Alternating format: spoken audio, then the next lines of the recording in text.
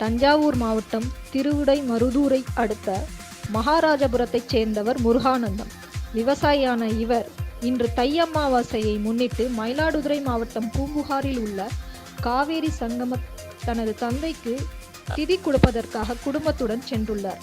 பூம்புகாரில் உள்ள light house எதிரே கடலில் குளித்த பொழுது முருகானந்தம் அலையில் சிக்கி 200 மீட்டர் தூரத்திற்கு கடலுக்குள் இழுத்துச் செல்லப்பட்டார்.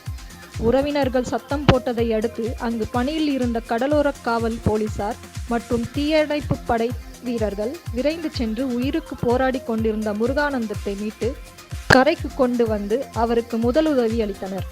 ஆனாலும் அதில் முன்னேற்றம் இல்லாததால் ஆம்புலன்ஸ் மூலம் மயிலாடுதுறை அரசு மருத்துவமனைக்கு அனுப்பி வைக்கப்பட்டார். அங்கு பரிசோதித்த மருத்துவர்கள் முருகானந்தம் ஏற்கனவே இறந்து விட்டதாக தெரிவித்தனர்.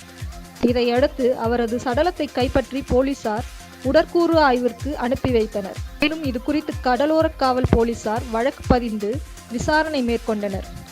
இறந்த முருகானந்தத்திற்கு கனிமொழி என்ற மனைவியும் 2 மகன்களும் உள்ளனர்.